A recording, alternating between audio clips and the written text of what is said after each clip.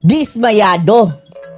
Dismayado mga kababayan ang maraming Davaoenyo dito kay Magalong mga kababayan. Dahil anila ha, naging tuta na ba daw ito ni Ngagba? Si Magalong mga kababayan, naging kasangkapan nga na ba daw ni Bangag mga kababayan para gipitin na naman ang mga Duterte? Ha?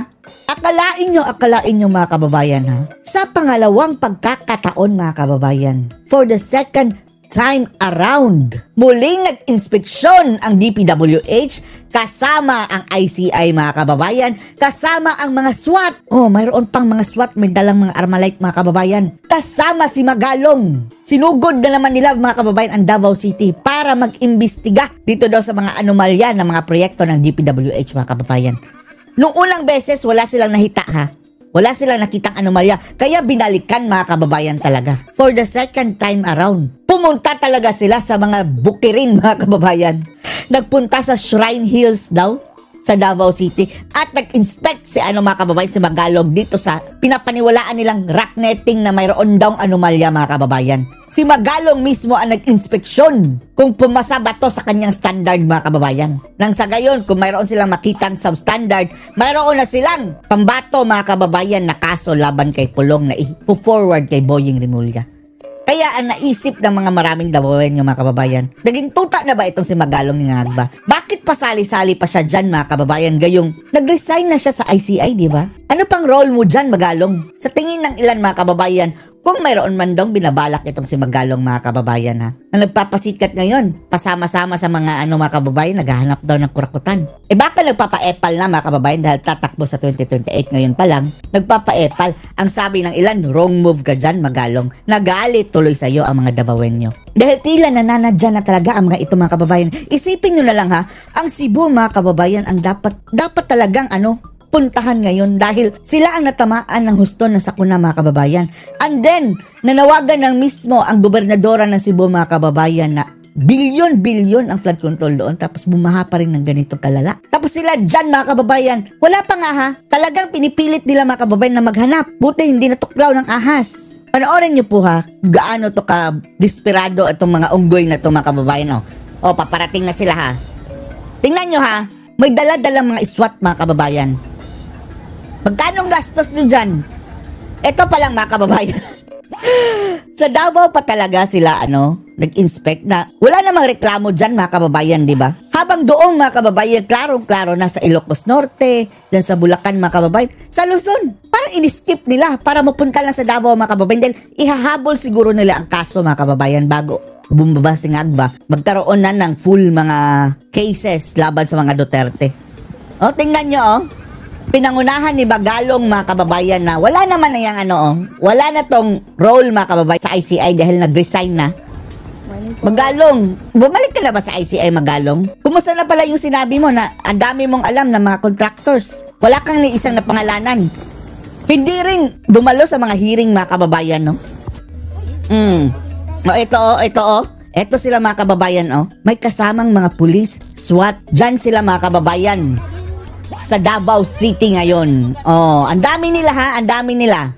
Eto si Magalong Alam natin si Magalong mga kababayan dahil yung ulo at saka yung tainga prominent na prominent. Hindi natin sinasabing mayroon diferensya dyan ha. Pero kilala natin kahit ano pa mga kababayan, malabo pa yung mga litrato. Ayan.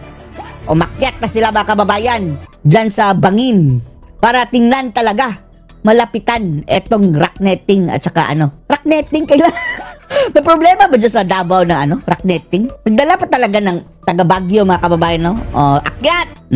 Eto na ang mga disente pa sila mga kababayan, madumihan kayo ha! Careful, si Magalong umakyat na!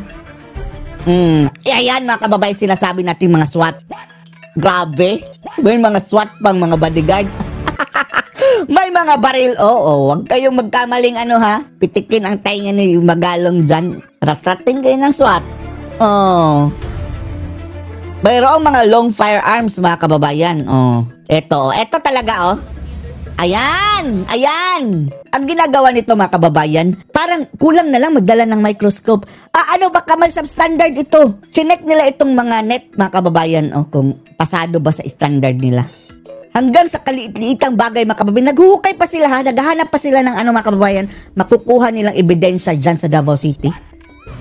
Oh, sige maghanap ka dyan Magalong.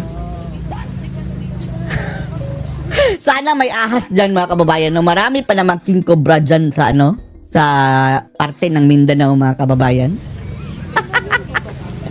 Disgrasya. Oh, ayan. Oh, pinicturan mga kababayan. Ebidensya na daw. Oh, ewan na natin. Mag-aantay tayo ng report nito kung mayroon sila makikita mga anomalya. Sigurado kaso ito mga kababayan. Kakasuhan nila and then didikit na naman nila ito kay Pulong. Si Pulong ang kongresista. Walang kinalaman dito si Baste kahit pa magpakita sila dyan mga kababayan dahil ang mga proyektong ito under sa DPWH mga kababayan. Ang tinatarget nila dito si Pulong. Oh, may iPhone 17 pa mga kababayan. Oh, yung babaeng ano. Sana all, mapapasana all ka na talaga mga kababayan. Sige, ano pang hinahanap nyo dyan? Oh, ano na yan mga kababayan ha? Matirik na yan na bangin ha? Hinakyat talaga nila. Maghanap lang mga kababayan. Oh, sige. Oh, ayan. Talagang binulat-lat nila mga kababayan hanggang doon sa kaloob-looban. Samantalang yung mga obvious na mga ghost projects, yung mga proyektong mga kababayang semento lang, tinapalan ng semento, tsaka mga palpak na proyekto mga kababayan, iniskip. Pangalawang beses ito, yung mga taga Davao mga kababayan, hindi naman nagalit nung unang beses na pagpunta nito si Magalong. Hindi sila nagalit, go ahead. Pero ngayon mga kababayan, parang nananadya na talaga. Magalong, wrong move ka dyan. Kahit pa ipagpalagay natin mga kababayan na for the sake na mayroon kaming makuha corruption, pero naging kasangkapan siya mga kababayan ni Bangag para mangharas mga kababayan. At kung talagang corruption ang iyong gustong labanan Magalong, ang daming obvious na obvious. Hindi yung pupunta ka pa dyan sa damo mga kababayan. Halos, pumunta sa loob talaga ng net mga kababayan para mag-imbestiga. Pumasok kayo dyan sa ilalim ng net, sa ilalim ng damuhan. Ayan, kinalkal nila ang ilalim mga kababayan. Baka makagat kayo ha. Makagat kayo ng ahas. Sige. Anong nakita nyo Magalong? Anong nakita nyo? Bukas makalawa nito mga kababayan, magkaso na yan si Pulong. Ay nako, mga animal Sige, document talaga niya mga kababayan Nangalay na ang kanyang kamay Idokumento ko talaga ito. Tinest nila mga kababayan yung ano yan? Parang ang net mga kababayan, cyclone ang ginamit. Kung pasado ba sa hardness? Grabe. Grabe.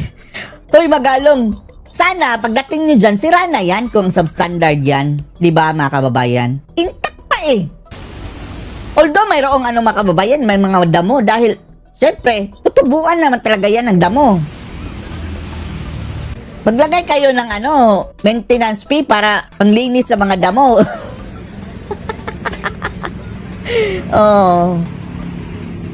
Seryoso sila talagang anong tripping nyo? Kinuha nila. So tinanggal nyo talaga. Tinanggal nila mga kababayan. So nasira ng integrity niyan. Baka madamay yung ilan. Sinira pa nila mga kababayan.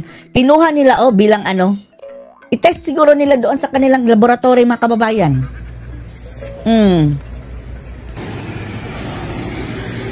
Anong kagunggungan? Tapos kaliwat ka ng mga media mga kababayan for propaganda. Ititwist na naman na yung media. Dito sa Davao may natuklasan. Natuklasan naman nila. Ayan. Pumasok talaga. Sige, masukal mga kababayan. Talagang inakyat nila mga kababayan. Maghanap lang. Hanap lang ng maggusot mga kababayan na paipupukol nila sa mga Duterte. Go ahead, sabi ni Baste mga kababayan, go ahead. Mag-imbento na muna kayo ng ipupukol sa amin. Oh, ano to? Forward natin ito, forward natin ito dahil kaungasan na to mga kababayan eh. Kinuha nila ang sample ng net. Yun pala. Kumuha silang specimen mga kababayan para ikumpara sa kanilang standard. O dyan nga mga kababayan, may net pa tapos mayroon pang cyclone. Okay. Samantalang, di ba, ang mga issue ng rock netting, mga kababayan, ang naririnig natin. Di ba sa Baguio? Bakit walang ganito na inspection doon sa Baguio, mga kababayan? Isang beses lang. Sa Davao, pangalawang beses na ito. Mayroon na siyang specimen, Nagdala pa ng fern. Si Magalong, pasikat pa more, Magalong. Ekis na to, mga kababayan. Wala na to. Kung mapapalampas ka, mga taga Davao City, nung una mong pagpunta dyan, Magalong. Ngayon, galit na yan sa'yo. Huwag ka na lang tumuloy sa 2028 dahil talagang inidoro ka. Inidoro ka, Magalong, dyan sa Davao City. At hindi lang sa Davao, pati sa buong Mindanao siguro. At maging sa mga Duterte supporter. Ekis ka talaga, Magalong. Inidoro ka na dyan. Sayang ka, Magalong eh.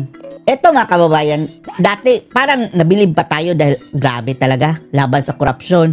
Pero all talk lang pala mga kababayan. Pasikat lang pala. Puro ngaw-ngaw. Wala naman anong nangyari. Ayaw ngang humarap mga kababayan doon sa Blue Ribbon. Talagang mayroon siya mga pasabog mga kababayan. Sinabi na niya. Ngayon bumangag mga kababayan kasama na ni Marcos. Sama-samang babangag muli. Diyan sa ICI mga kababayan na nonsense. Yang ICI, diversionary tactic lang yan mga kababayan. Pang-delay lang yan. Na supposedly mga kababayan, direkta na yan sa ombudsman dapat. Filtering mechanism yan ng mga bangag mga kababayan dahil kung sino-sino lang yung tatargetin nila, yun lang ang pupuntahan. Kagaya ng itong Davao City. Tapos nagpapagamit si Magalong. Anong tawag dyan? Utak. Tapos hindi naman siya, hindi na, di ba, wala ka na dyan sa ICI Magalong? Asikasuhin mong Baguio, Magalong, maraming nagrereklamo sa'yo sa Baguio dahil yung sabi mga kababayan, yung public market, ewan lang natin kung beripikado ba ito mga kababayan dahil maraming nagrereklamo mga kababayan ng mga local na yung mga maliliit na nagtitinda mga kababayan na mukhang mapapalayas pa dahil napapaboran ang isang SM. Bagitin na natin ng mga dayuhan mga kababayan and then yung mga locals ng Baguio na doon umaasa, parang mapapalayas pa daw. Yun ang nababasa natin sa social media. Gusto nila i-save ang kanilang public market, mga kababayan. Yan ang asikasuhin mo, Magalong.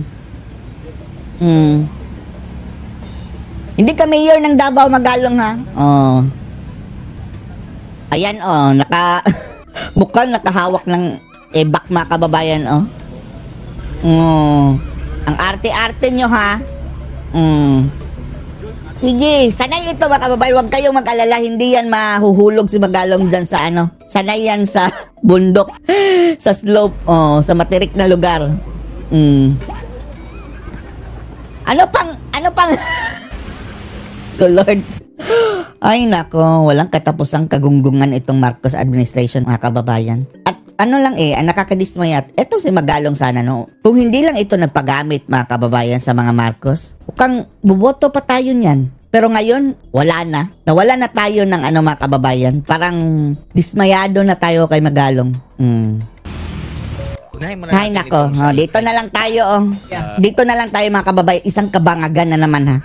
Tungkol kay bangag na naman mga kababayan na ang US parang amo na ngayon ni Magalong. Ang China. Di ba ito yung sabi magkalaban sila pero nagbibigayan ng magandang mga salita nitong mga ano bang basa mo rito, Prof? And nasaan yung Pilipinas ang dating magkalaban mga kababayan na China at USA. Ngayon ay magkaibigan na. Tapos tayo mga kababayan saling pusa, kampi-kampi tayo sa Amerika and then kinalaban natin ang China. Ngayon, naiwang luhaan mga kababayan, naiwan sa gitna. Tapos, ang dating magkalaban, China at USA, ngayon, nagkampihan. Kasi ang mahalaga yung ating interest po sa ating bansa. Yun na nga ang sinasabi kong matagal na lagi, diba? I think mula nang mag-start akong mag-guesting sa inyo, palagi ko nang ini-emphasize na when you talk about our relationship with superpowers, kasi ngayon si China is a superpower already. Yes. Kailangan natin laging isipin kung asan tayo nakaposisyon, kung dapat nasa gitna ka. Kumbaga, maganda ang relasyon mo sa dalawa, may neutrality ka, para mabilis mag-maneuver. If in any case, may tinatawag kang recalibration ng relationship. Hayaan mong mag-agawan sila sa atin mga kababayan. Tayo pinagsiksikan natin ang mga kababayan, sarili natin sa USA. Kahit walang kapalit mga kababayan, gustuhin natin para sabihin lang na loyal kami sa inyo. And then, inaaway ang China. And then, yung Amerika pala mga kababayan, gustong makipag-friendship na sa China. Ano ba to? ng mga superpowers, ng dalawang superpowers at the moment. Kasi as we can see, the competition and rivalry of the two superpowers, hindi naman yan mawawala.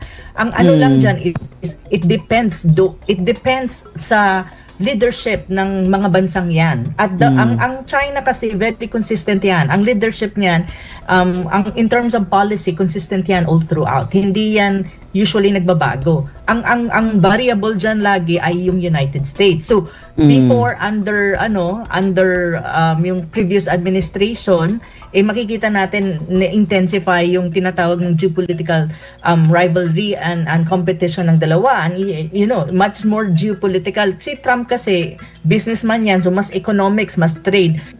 At initially, puro nga tarif-tarif kay Trump ni Trump. Ngayon mga kababayan, kawawa ang ating mga exporters. Dahil yun pa rin, ang taas ng taripa mga kababayan, yung 19%. Ang laki na yan, malaking bagay na yan mga kababayan. Isipin nyo na lang ha, ang isang business mga kababayan, mabubuhay na kung may ginansya kang 19%. Tapos yan ang magiging taripa natin na supposedly profit mga kababayan, tatanggalan pa tayo ng 19%. Dahil no choice magpapababa ka ng presyo talaga. First few months yung imposition niya ng trade war, makikita natin na medyo naggitgitan yung dalawang bansa. At makikita natin na, alam mo yun, China will not give in. At the same time, Trump will also put pressure on China pagdating sa economics, pagdating sa trade. Pero look at what happened. Kasi nga ang China hindi mag-give in at it will stand as a country, talagang kumbaga ang posturing niya strong din.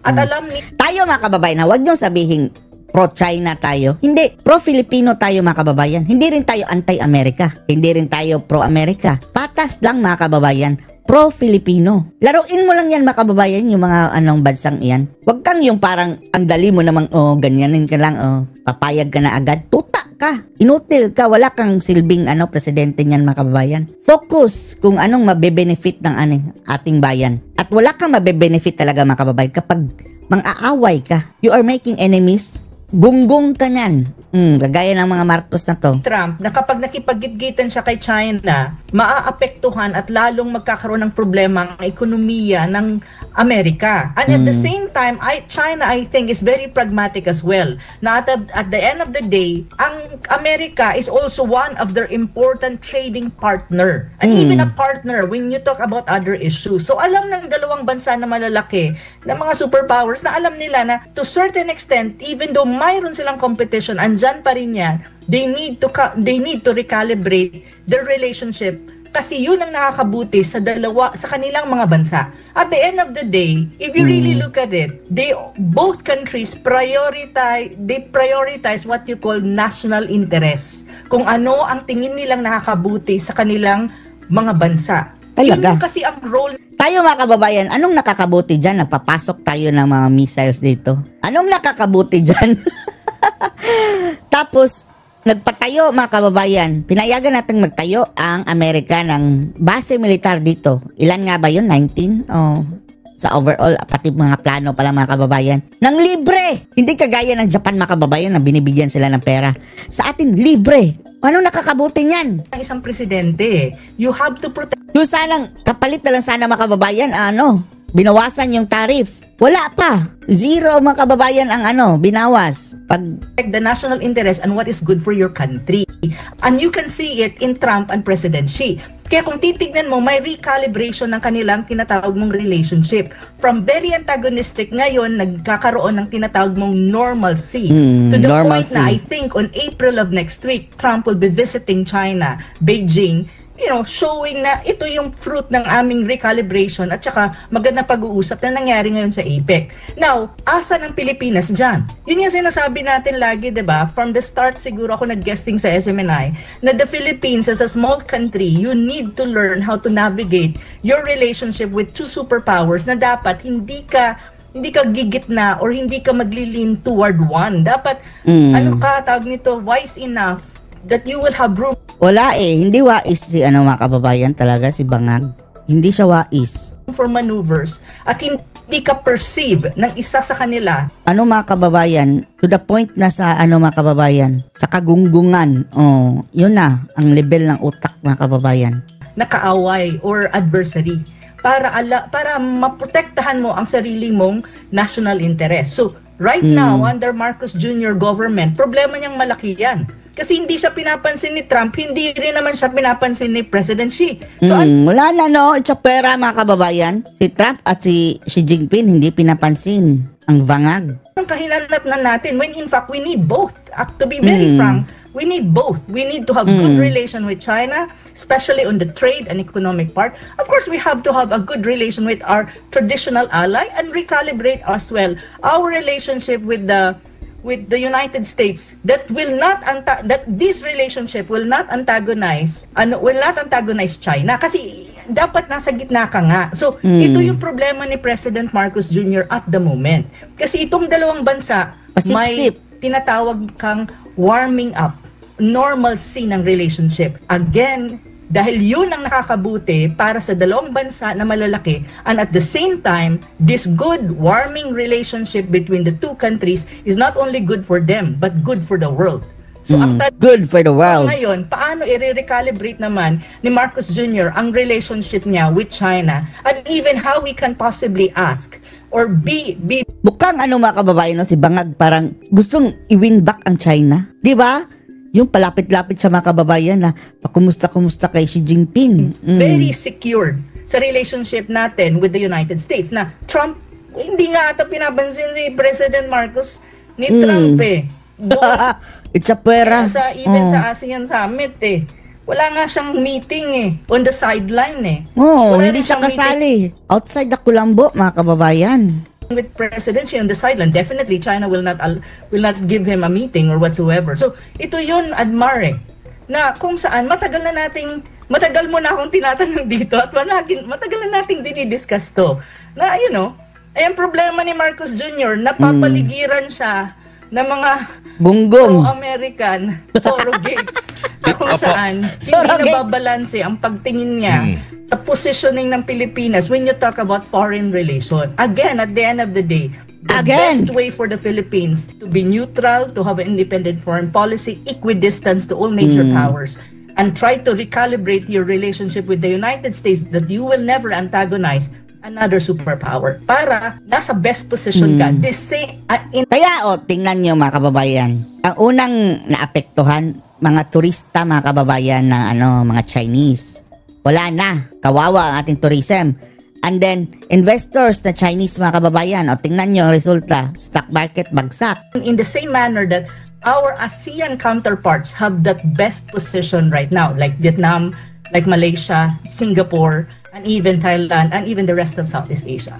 Ganun Pero ang problema ngayon ni President Marcos, paano yan? Anong gagawin niya?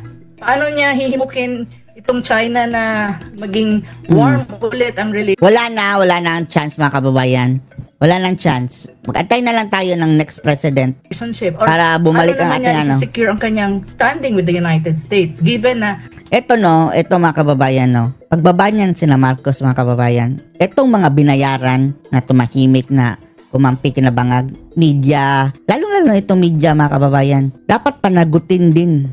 Isa sila sa mga mga kababayan dahilan kung bakit namimihasa yung mga bangag na yan mga kababayan na gumawa ng kabalastugan dahil sa kanilang balita mga kababayan okay pa rin. Yan sina Claire Castro na ina-undermine mga kababayan at totoong kalagayan ng ating bansa. Panagutin yan. Trump is more focused now on China. Kailangan nila yung China The United States needs China for their own purposes. Totoo yan That's reality. At alam yan ni Trump Opo. And dito sa balita sa Al Jazeera, 1-year trade truce on nagkaroon pala itong Trump at si Xi, no? Marami silang haba ito mga ilang oras itong kanilang usapan, no? Usapan, hindi kasama si Bangag mga kababayan. Ngayon, yun nga yung tanong natin, saan na ngayon po pwesto? Di ba tayo dito sa Pilipinas, meron tayong maraming EDCA. Yung kausap ni Trump na talagang meron pang ang balita na mababa na yung taripa, mga kasamahan natin sa ASEAN na walang EDCA sites. Oo nga, no? Wala nga mga EDCA sites, mga kababayan, na papaboran. Ay, naku, bangag. Tayo, libre na yan. Walang gastos ang Amerika sa atin, mga kababayan, na binibigay talaga as, bayad. Wala. Saan lang pala yung ating pagka-BFF, Prof? Yun na nga. Yun na sinasabi. Yun na nga yung embarrassing. Actually, it's really embarrassing for the Philippines na para bang tayo ang, in Asia Pacific, tayo ang frontline. Tayo ang proxy ng United States in its policy, in its containment policy against China. Supposedly, we're the best friend. And on the other hand, as a best friend, dapat may perks yan. Unang-una, when you talk about economic and trade, dapat priority ka. Dapat mayroon kang special treatment. Hindi ka dapat binibigyan ng 19% tariff. At the same time, you're being pressured. Tinuturing tayong mga mga kababayan, tinuturing tayong mga parang yung stupid. Yun talaga. Yun ang feeling natin, mga kababayan, na treatment ngayon sa atin. Stupid. Dahil, sino ba kasi humaharap dyan, mga kababayan, sa international, Hindi rin natin masisisi pa dahil parang stupid din, mga kababayan, no? In your market for zero tariff naman for US goods. Di ba? Dapat hindi ganon. Pero ang nangyayari, parang Trump is trying to please the other ASEAN states. Like, for example, yun nga, Malaysia, even Cambodia, for that matter, na, they are trying to negotiate concession when you talk about trade. Pero ang Pilipinas, parang, okay, dyan ka lang, basta ito yung gusto namin sa'yo, ito yung gusto namin kunin sa'yo. Pero, okay lang, nandyan pa rin yung mga EDCA sites, andyan yung Typhoon missile system na kung saan. Andyan. Tapos sabi pa niya, si BBM, mga kababayan, wala pa yung anunsyo yung mga kababayan na hindi nga natin alam na mayroong missile. Tapos, kinumpirma niya, mga kababayan, like, nadulas ang kanyang dila. Ang sabi niya, hindi ko yan ibabalik sa Amerika. I-atras muna nila ang yung kanilang mga barko daw sa China, mga kababayan, bago niya isauli sa Amerika yung Typhoon missiles. Hindi pa nga natin alam na meron. So, inamin, mga kababayan, dyan pa lang yung pagtatago nila, mga kababayan, na mayroon palang mga missiles dito is talagang kabangagan. Pagka-traidor, mga kababayan, dapat pinaalam yan sa sambayan ng Pilipino. Humingi sila ng, mga kababayan, public opinion. Dahil tayo ang tayo ang magsasuffer, mga kababayan. Tayo ang malalagay sa panganib dyan sa mga Typhoon missiles na yan. Pinagmamalaki ni Broner na paabot daw sa China. Diyos ko, Lord! Ano bang klaseng AFP chip? Alam ba niya ang sinasabi niya? Just to take note of this. Hoy! Ilan lang ba yan mga Typhoon missiles na yan, mga kababay? Kahit 100. Ikumpara mo sa China, libo-libo. And then mayroon pa silang satellite, mga kababayan, na weapon siguro. Kahit walang pwede i-laser na baka. Pwede i-laser lang yan. Ilang Typhoon missile system ba? Hindi ba niya alam kung gaano ka how do you call it, sophisticated at ka-advance ang missile system ng China? At saka hindi ba niya alam na there's such a thing as, anti-missile system ang China? These are really, my God, I mean, coming from an AFP my God, I hate dapat drugs. Alam niya to. At alam niya dapat, pinag-aaralan niya, at hindi siya nagbibitaw ng mga salita that antagonizes the leading military power at the moment when you, in the Asia Pacific region and even across the world. Siguro, malay natin, yung China, pasikreto lang din yan, mga kababayan. Marami na rin yung mga nuclear siguro.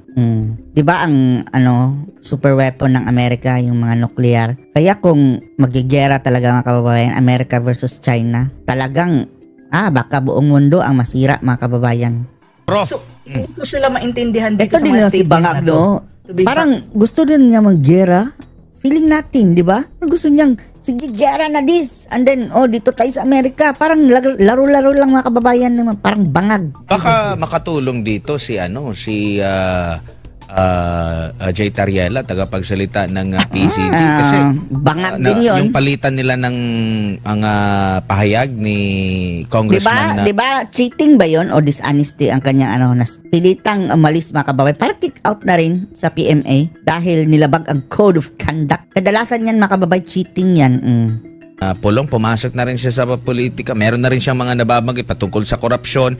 Inulit yung issue daw doon sa Duterte administration, which is parang beyond. Ang laki pa naman ang bunganga ng Tariela. Doon sa kanyang scope, saklaw doon sa baka makatulong siya sa atin na mahimok yung Amerika na saglit lang.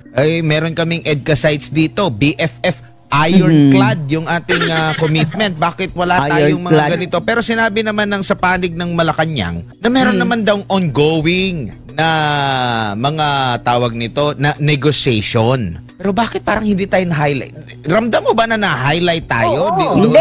Embarrassed ako actually, hindi lang. Embarrassed alam mo yung parang na-highlight tayo na parang pinag-aagawan tayo, may silbi tayo. Wala ang nakita ko, Thailand, Malaysia, Vietnam. Yun lang yung kausap ni una dun sa China. Tapos, yes, tama. Tsaka ni US. Nasaan ang Pilipinas na may maraming mga EDCA sites? Wala. Yun na nga sinasabi ko, hindi para priority. Ginawa tayong basura mga kababayan ang tingin. Ng United States.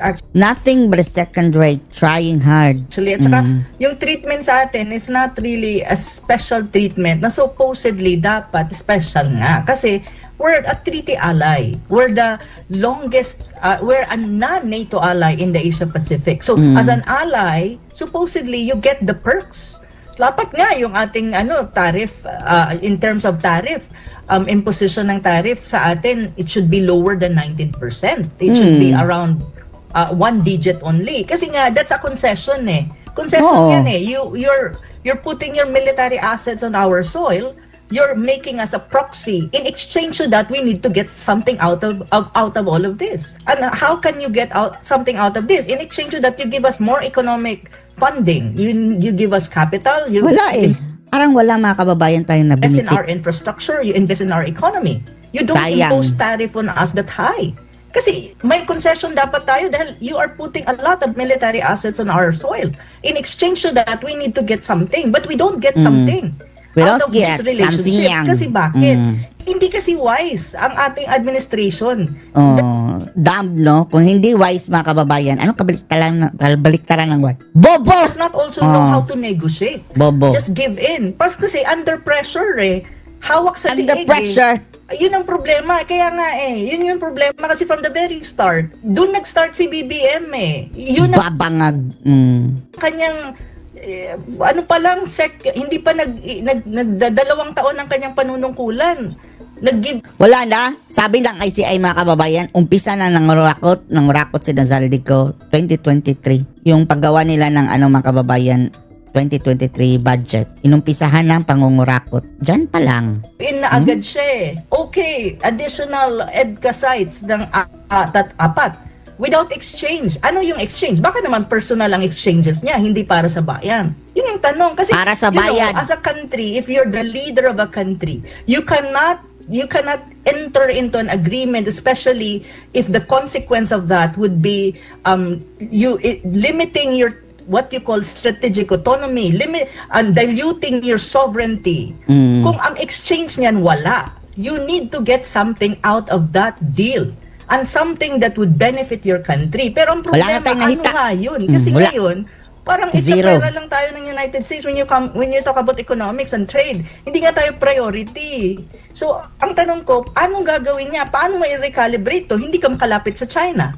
Kasi China is looking at the United States. Are you looking at the Philippines rather as an extension of Washington security. So kapag ang ganyan ang positioning at pagtingin sa iyo, not only by China but even the rest of Asia Pacific and even ASEAN states. As you can see, si Anwar, anong sinabi ni Anwar dun sa speech niya? Kung may problema ka sa China, wag mo kaming i-drag at wag mo kaming idamay. Problema mo yan.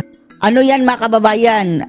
Patama yan. Malaking patama kay BBM. Huwag kaming idamay sa problema mo, bangag. Di ba yun ang sinabi ni Anwar? So even ASEAN state, ganun ang pagtingin. We are an security. We're like an extension of the security framework and even projection of Washington or the United States in Asia Pacific. So yun ang pagtingin. So do you really think China will bend? Do you really think China will be on our side? Of course not. So, yun ang problema ng Pilipinas. Paano mo to re-recalibrate? Given pa na maraming domestic problems sa Pilipinas. Ang pinaka-importante, actually, na dapat niyang tignan is defense and military. BBM really has to recalibrate this kind of, mga military engagement and defense engagement, especially when you talk about that deployment of Typhoon missile system in the Philippines. It's very, very important. Hanggang ngayon, walang formal na announcement, mga kababayan, no, na Pilipinas, mayroon tayong missiles dito na nilagay ang Amerika. Wala talagang ganyan. Kung hindi yan nag-leak sa mga vloggers, mga kababayan, kina Roque, wala tayong alam. Wala na ba tayong say, mga kababayan, para dito sa mga gagawin ng gobyerno sa ating bansa? Kapag magkakagyera, damay kami. Tapos kapag nag-uusap-usap kayo dyan, malay natin kung marong under the table, kayo-kayo lang. He has to think carefully. Shit. If he wants to have a recalibration of the foreign policy na mayroon tayo sa Pilipinas at magkaroon ng window na you can have little of warming of relationship with China and a little of respect coming from the United States, because the United States is not looking at us as a state. Para tayong alipin sa gigilid ang dating. Alipin. Ang pagtingin ng United States, hindi tayo nire-respeto bilang bansa. Kasi kung nire-respeto tayo, hindi nila gagawin sa atin ito. Well, it's not necessarily the Philippines as a whole, but I think it's the leadership that they don't respect and they think they can just play games with. So yun yung sinasabi ko. Nagkamali kasi yun yung sinasabi ko, bakit ang hirap intindihin yung mga bagay na ito, na samantalang there was already an example. Again, I'll go back to the Duterte administration. It was not a perfect foreign policy, but in many ways, it worked in favor of the country and its national interest kahit papano. Dapat, ginawa na lang ni BBM, ni-refine na lang niya yan, tapos, kumbaga, refine to the point na mas maganda pa ang kalalabasan. Ang kaso, 100% 360 degree ang kanyang pivot. 180 degree or 360, parang talagang complete pivot siya na, negative dito sa isa, positive dito sa isa, pero at the end of the day, after 3 years, wala ka namang nakuha. At may problema ka pa. Kasi parang hindi ka naman nire-respeto at, parang ka lang, extractive ang relationship. Ang relationship kasi... Hindi talaga nire-respeto, mga kababayan. Wala nang rumirespeto kay Bangag. Sambayan ng Pilipino, ha? Wala nga ng trust. Diba? Nag-negative pa nga yan sa net satisfaction rating, mga kababayan. Net trust rating. Sa Pilipinas, hindi nire-respeto. Sa ibang bansa, hindi nire-respeto. Wala nang... Kahit pa ibang kasamahan yan, mga kababayan. Kung hindi lang yan nakikinabang sa kanya, hindi na yung nire-respeto. Behind his back, sinisiraan yan si Bangag. Tama nga ang sabi ni Basti, without your power, you are nothing. Hindi kagaya ng Tatay Digong, mga kababayan, wala na siya kapangyarihan, pero tinitingala pa rin ng taong bayan kahit sa ibang bansa, mga kababayan. Kasi ng United States with the Philippines at the moment under Trump is very transactional. Very transactional and very extractive. Yun yung totoo doon. So ano ang gagawin ni BBM with this at the moment? So yun yung problema niya. Malaking problema niya. Malaki ang problema. At saka parang nakakatawa din. Ang tama. Nung time na marami tayong mga turista, marami mga Chinese dito. Mabot yan sa number 1 Nagpapalitan lang yan South Korea. At saka tapos itong China, Chinese, no? Tapos nagkaroon nga yung issue doon sa Pogo na dapat i-enforce lang naman nila kung merong mga hindi naman natin sinasabi na talagang lahat matitino na mga turista na naririto, no? Yun lang din, same as din sa mga Pilipino na kung may pasaway, yun lang yung kastiguhin, yun lang yung disiplinahin, yun lang yung wag nang payagan. Pero ang nangyari kasi parang once na ikaw ay Chinese, minamasama ka na espiya ito. Marami mga pahayag galing pa mismo sa gobyerno, mapagkakamalan ka. Tinanggal yung e-visa. Ngayon, nagreklamo din itong Department of Tourism. Kasi talagang ang turismo, isa din yan sa mga driver natin sa ating ekonomiya. Kawawa na ang ating mga kababayan. Nawala dahil nga nasisiraan sila No, ngayon, parang November yata, ibabalik na naman yung e-visa. Parang yung sa polisiya po natin, parang naging katawa-tawa tayo. Parang, alam mo yung parang Funny.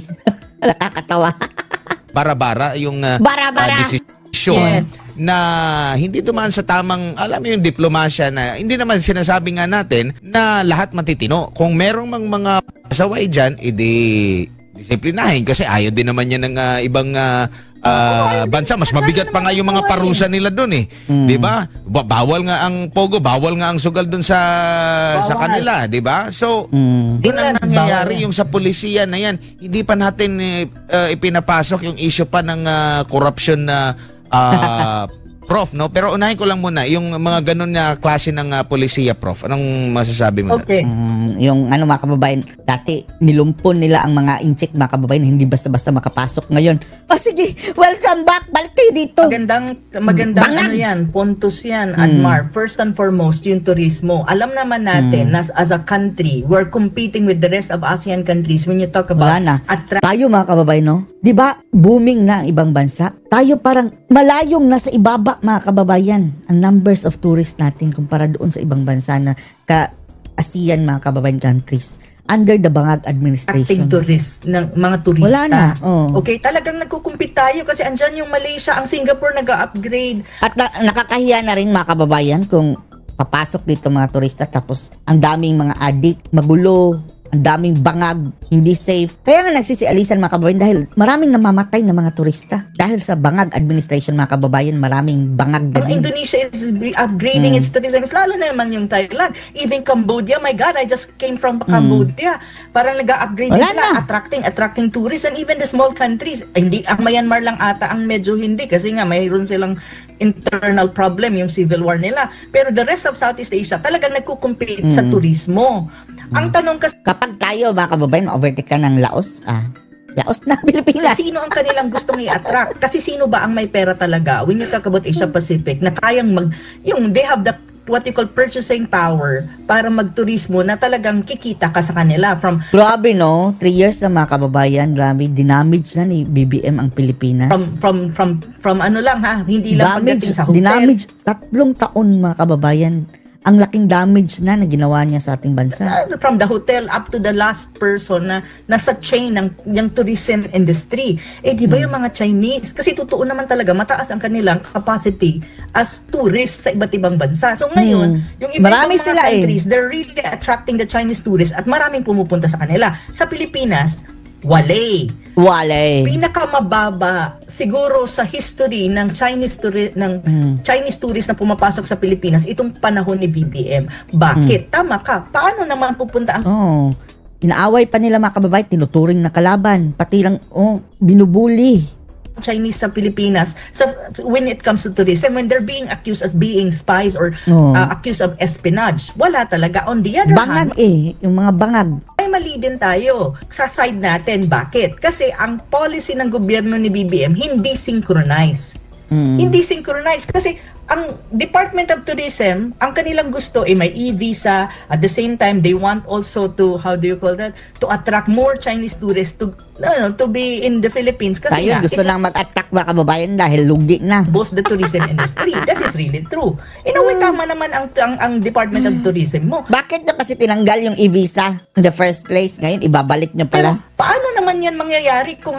kahit ibalik pa mga kababayan, wala na trust yung mga turista. FA mo, hindi coordinated sa DFA mo, hindi coordinated sa defense mo, at hindi coordinated sa maingay na PCG, so-called Coast Guard spokesperson na tulad ni Terrella. Na kung wala nang binubuga si Terrella, kundi demonization of the Chinese and China. Araw-araw, demonyo ang China. Sigaw ni Terrella. The issue of the South China Sea, when in fact, that issue is a very small part, is just one of and even a small. Dapat nga hindi pagsalitain niyang Terrella mga kababayan, lagyan niya ng kamatis sa bunganga. Hindi naman siya ang foreign affairs mga kababayan. Ano ba siya? Bilateral kabaho ka lang dyan sa Coast Guard kasama ng admiral mong palaka. Relationship between China and the Philippines.